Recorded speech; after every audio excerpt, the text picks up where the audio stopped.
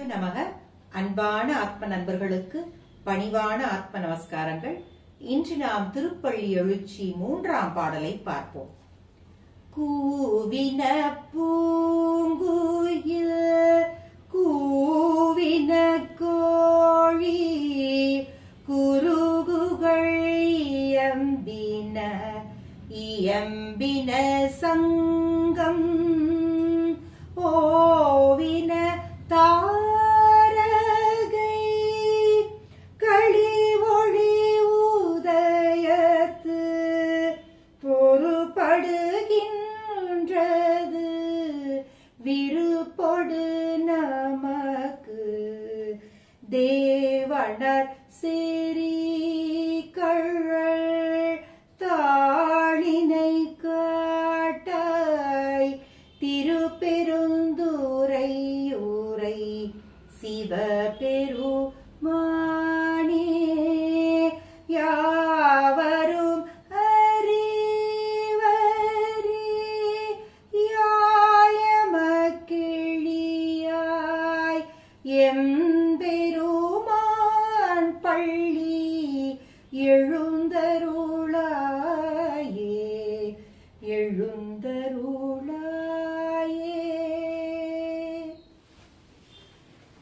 திருப்பெருந்துறையில் எழுந்தருளியிருக்கும் எம்பெருமானே, கதிரவன் எழுந்து உலகம் விடிந்து விட்டதை குயில்களும் கோழிகளும் கூவி அறிவிக்கின்றன. குருகுகளும் அவ்வாறே ஒளி எழுப்பி கூவுகின்றன. சங்கநாதம் எங்கும் ஒழித்து மெய் சிலிர்க்க வைக்கின்றது. இரவெல்லாம் கண் விழித்து ஒளிர்ந்திருந்த நட்சத்திரங்கள் காண கதிரவன் காலையில் கதிரவன் வந்தவுடன் அந்த ஒளியில் கலந்து அதுடன் ஒளியாகவே கலந்துவிட்டது. அதை போல நானும் உம்மை சிந்தையில் இடைவிடாது வைத்திருந்து உன்னுடனே கலந்து விடவே விரும்பி வந்துள்ளேன். என் விருப்பத்தை நிறைவேற்ற தேவதேவனே, நீ உன் திருவடியை எனக்கு காட்டு. அந்த திருவடிகளின் மகிமையால் நான் எவராலும் எட்ட முடியாத ஞானத்தை அடைந்து விடுவேன்.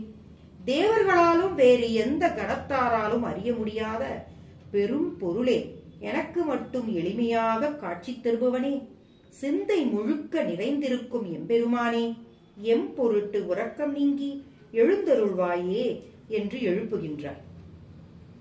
சரணாகதி ஒன்றே ஆண்டவனை அடையும் வழி என்று இந்த பாடல் ஆணித்தரமாக கூறுகின்றது. பக்தி என்பது ஆலயம் செல்வதோ வழிபாடு செய்வதோ மட்டுமல்ல, அந்த வழியாக சென்று ஆண்டவனை பிடித்துக் கொள்வதுதான். என் கையில் ஒன்றுமில்லை, உனக்கே ஆளானேன், என்னை நீ பார்த்துக்கொள் என்று சரணாகதியே ஆன்மீகத்தின் உச்சம். சூரியனில் தாரகைகளின் ஒளி எவ்வாறு கலந்து போகின்றதோ, நிலம் தொட்ட மழை துளி அந்த நிலத்தின் வண்ணத்தை பெற்றுக் கொள்வது போல இறைவனது தன்மையாகவே நாமும் மாற வேண்டும். அன்பு, கருணை, பொறுமை இவை எல்லாம் தான் சிவத்தின் அடையாளம். அதை போல நாமும் மாறினால் இறைவனிடம் தஞ்சம் புகலாம் என்கிறார் மாணிக்கவாசக பெருமானார். வாழ்க்கையே துன்பமாக உள்ளது, நம்பியவர் எல்லாம் கைவிட்டு விட்டார்கள், எண்ணியது எதுவும் நடக்கவில்லை, தெய்வம் கூட என்னிடம் கருணை கொள்ளவில்லை என்று எண்ணுபவரா நீங்கள்? உங்கள் எண்ணம் முழுக்க தவறுதான்.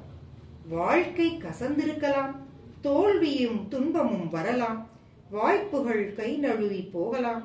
ஆனாலும் இறைவன் கைவிட்டு விட்டான் என்று மட்டும் ஒருபோதும் கூறாதீர்கள். கருணையே உருவான கடவுள் உங்களை புறந்தள்ளி இருந்தால் உங்களால் நடமாடக்கூட முடியாது என்பதை நீங்கள் உணரவில்லையா? உங்கள் குடும்பம், உற்றார், உறவினர் உங்களை கைவிடலாம். இறைவனின் அருள் இல்லை என்று உங்களுக்கு தோன்றலாம். நீங்கள் விரும்பியதற்கு எதிராக எது நடந்தாலும் உடனே இறைவனை பழிக்காதீர்கள்.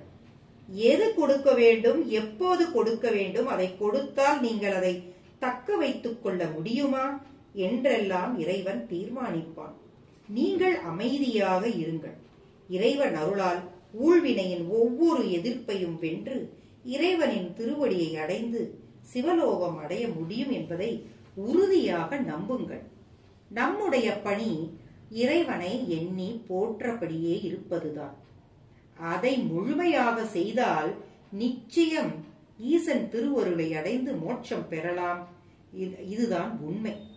உதயத்தில் கூவும் புள்ளினங்கள் நம்மை விழிப்பட சொல்கின்றது.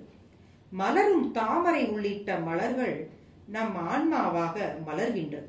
அதைதான் அது குறிக்கின்றது. சங்கநாதம் இருப்பை ஒழிக்கிறது. சூரியனில் கரைந்து போகும் நட்சத்திர ஒளி பதி பசு இணைவதை காட்டுகின்றது. ஈசனை விருப்பம் கொண்டு ஆன்மா இருந்தால் அவன் திருவடியை அடையும். அங்கே இணையில்லாத பேரின்பத்தை காணும் என்பதே இந்த பாடலின் அர்த்தம். ஆகையால் வாருங்கள், நாமும் அந்த பேரின்பத்தை காண அவர் நாமத்தை கூறி அவர் அருளை பெறுவோமாக. ஓம் நமச்சிவாய். கிருஷ்ணார்ப்பணம்.